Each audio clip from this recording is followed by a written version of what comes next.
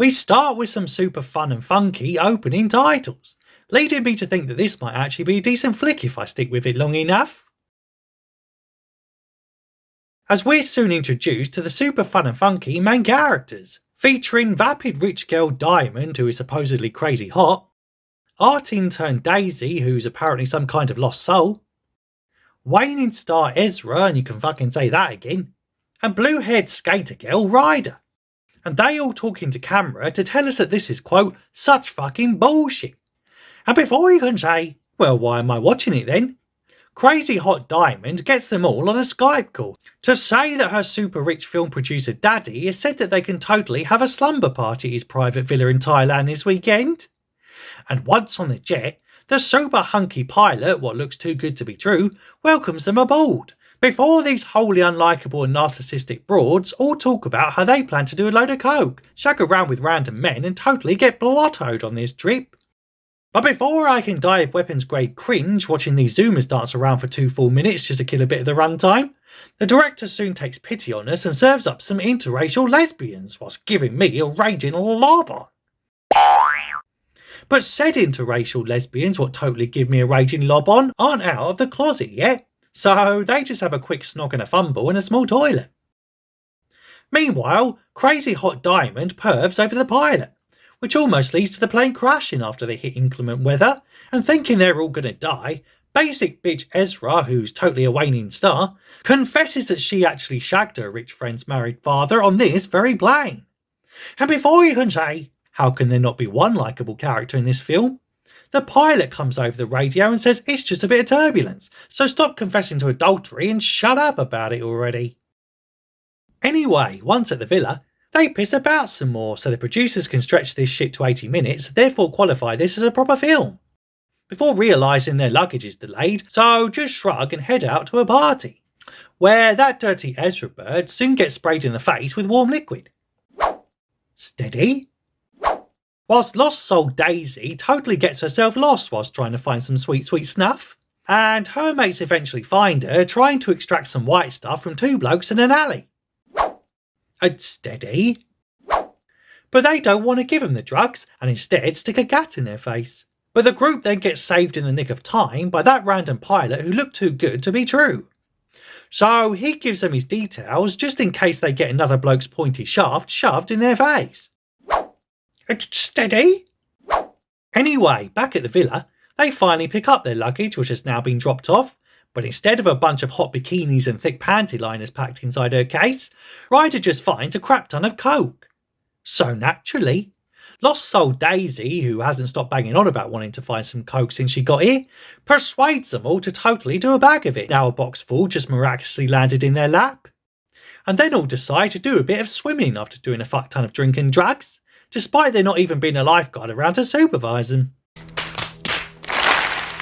Anyway, the next morning, they soon realise that their coke-obsessed mate has totally lived up to her name when they realise they've only got and lost soul Daisy, and ominously find a super ominous warning written on the mirror all ominously and shit. Naturally, these airhead party girls soon start frigging out, so Crazy Hot Diamond totally takes control and says if they call the cops then their mate is as good as dead, so they're going to have to handle it themselves. So naturally, they pretend to be stunning a brave girl boss bitches and totally threaten the kidnappers when they call up to arrange the trade, and proceed to rip off the classic Taken speech by having Ezra recite Liam Neeson's lines word for word from his iconic monologue, but delivered with all the talent of a high school amateur who got a D grade in acting. And before I can once again die of cringe, Diamond reveals that she stashed the coke in her daddy's secret panic room last night, and hence why the naughty dealers couldn't find it when they apparently snuck into their villa in the dead of night and then took their chocolatey mate as collateral. And said panic room is also packed to the brim with shooters, because her dad is one of them Republican nutters what loves 2A and must have a small dick and shit. And later, Crazy Hot Diamond reckons that because she's grown up on her dad's movie sets, that she totally knows how the Thai cartels think and operate. And given how sporty the blue-haired skater lady is, they'll totally have an advantage when it comes to physical fisticuffs, and despite all evidence to the contrary, the other one's apparently good at drama, so that will come in totally handy when they have to pretend to be marginally competent players that can stand up to an armed cartel. And so together, they'll totally make one hell of a team, bro. And before you can say, so it's Charlie's Angels but for Mogadons, a boy drops off details of a meeting place, and also a videotape of the cartel goons putting a deadly spider on poor Daisy, and says if you don't give us back our drugs, then you're going to see some serious black on black violence when I get that spider thing to munch up your mate. So they come up with a quick plan while sunbathing on a beach, and then head back to the villa to do some basic shooting practice. Because turns out most of them have never held a gun before, but Crazy Hot Diamond is somehow a bona fide sharpshooter because reasons. So she totally trains the other girls how to properly handle a weapon in the course of an afternoon. So the next day, they get into position on a small roof whilst Ryder makes the drop, and the goons soon bring out the hostage to trade for the drugs. But Crazy Hot Crazy Diamond just shoots the poor girl in the leg before revealing it isn't Daisy, which is pretty lucky to be fair. Otherwise, she could have severed the femoral artery of her close friend and totally have been done for a hate crime. Bruh. But turns out it's just some random Asian lady what's potentially fatally injured, so naturally, the blue-haired skater lady gets the heck out of Dodge via a makeshift skateboard, but then drops a bag of coke on her way up a small pipe. And once back at the villa, they realise they have nothing to trade now, so they're more screwed than an FTX investor. Fuck you! But luckily, turns out Rich Girl and Super Hot Diamond totally foresaw things going tits up and didn't bring the real drugs along anyway. Which again is pretty lucky, because they'd have been totally buggered if the baddies had actually brought their friend along to do a straight and honest trade. No! Also luckily, a news report on the giant TV behind them reveals that the head of the Thai drug cartel is going to be at an underground fight club that evening, so they plan to kidnap his Asian ass and totally trade him for Daisy. But in the interim, Crazy Hot Diamond, what barely lives up to her name, takes some time out of trying to rescue one of her best friends who's been kidnapped by a ruthless gang and about to be eaten by a hairy arachnid, to go meet up with that pilot fella was totally too good to be true. Because she reckons there's something off about this super hunky plane driver who is actually crazy hot, and so engages in a bout of sexual intercourse with him to try and prove her suspicions. Nice. And she then finds Ryder's bag in his closet the next morning, meaning he must be one of them Sam Brinton type fellas what love stealing people's luggage from airports and stuff. Anyway, after doing the walk of shame and telling her friends they totally can't trust that random pilot what's obviously too good to be true and also a kleptomaniac, they get on with their plan, as Crazy Hot Diamond goes undercover and totally seduces the head of the cartel gang.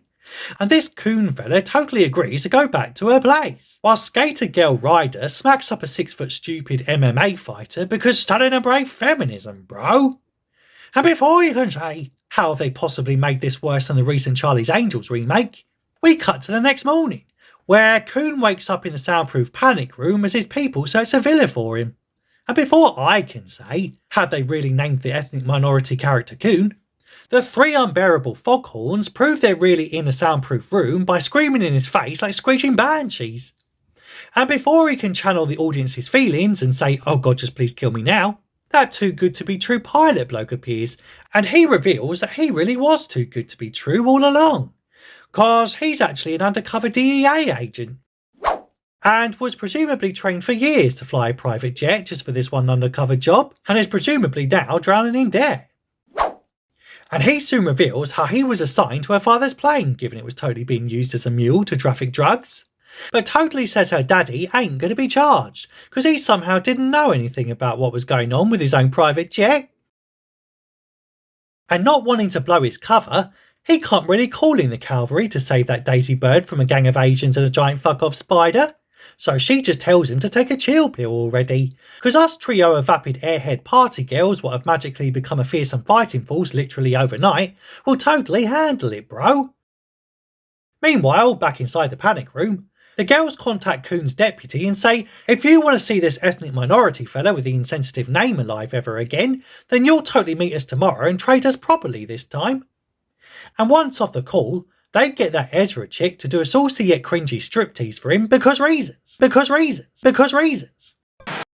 And Ryder then threatens to cut his dick off if he don't tell him where they've stashed her interracial partner who she's barely even mentioned since she went missing. And so he promptly gives up the location. 'Cause turns out he quite likes doing that living thing and also having functioning genitals and shit. So the next day, the girls head on out to save their mate, whilst that phony fakey pilot guy finds a tied up coon in the villa's panic room. And I'm not being racist when I say that, I'm literally just describing the scene. And he just can't believe that three little girls with zero experience have single-handedly done what he and his well-funded government operation have been trying to do for years, and have now made him look a right mug in front of his naughty arch-nemesis. Meanwhile, the girls begin their assault on the compound. And before you can say, these fuckers were box-standard party girls a few days ago, and now they're straight-up commandos going full Rambo on a bunch of trained Asians. Crazy Hot Diamond confronts the deputy boss man, whilst Ryder tries to save her bae, but gets pulled back and ganged up on before being totally throttled. And it looks like it's curtains for the #1 lesbo skater girl what can smack up MMA fighters but seemingly not small Asians sitting on a step. But luckily, her African-American girly friend manages to grab the cell keys and totally save her skater bae, before the couple with the least on-screen chemistry since Harry Potter and Ginny Weasley, and also Harry Potter and Cho Chang, professes their love for each other. Whilst elsewhere, Crazy Hot Diamond has the deputy cartel head at gunpoint, but just can't be bothered to shoot him and end the danger there and then because reasons. So instead shoots the tanks of his pet spiders above him, which then apparently makes them fall onto his face or something. Cause in an incredibly jarring edit, they just appear square on his mug in the next shot. Okay. Anyway, now reunited, Ezra soon gets lit up by said deputy cartel head before they can escape, so Ryder blows the cab to Kingdom Come, and thereby allowing the others to get the heck out of Dodge. And whilst Diamond now secretly regrets not yeeting that deputy cartel boss when she had the chance, instead of randomly shooting some spider tanks to try and kill him with some sort of dramatic irony, Daisy gets a moment of payback herself by blowing up their pursuers with a giant fuck-off rocket. But unfortunately, said deputy cartel boss totally catches up with them, who's naturally super pissed about this blonde tart flinging some eight-legged freaks on his face and spoiling his good looks. But luckily, the phony fakey too good to be true pilot arrives with the cavalry, whilst the DEA busts the naughty cartel. And he totally thanks the 4 random girls that did in 3 days what he couldn't do in a year, despite being formally trained and receiving millions in government-funded resources. And we end with the gang all chilling on the return trip home after totally saving the day, as the stunning and brave interracial lesbians finally find the courage to go public about loving each other and totally scissoring in the backroom box of a private jet. Or some shit. Before Lost Soul Daisy asks again for some more coke, even though the last time she did a line, she woke up in a filthy jungle prison cell with a giant killer creature crawling all over her body. And that's it. That's the movie. Though my favourite part was when they each said, "This is such fucking bullshit" in the opening of the movie. And all I can think now is fair play to the filmmakers, because they did try to fucking warn me. And speaking of bullshit, why did they even establish that the characters can somehow break the fourth wall if it was never going to come up again or have any relevance or impact on the story at all? Oh, I don't know. It's a girl boss feminist film, so screw thinking and shit. But anyway, that's the plot and that's your lot. Considering that bell thing so you don't miss any future recaps. Tell me if you like these sheroes in the comments if you have time, and I'll see you in the next one.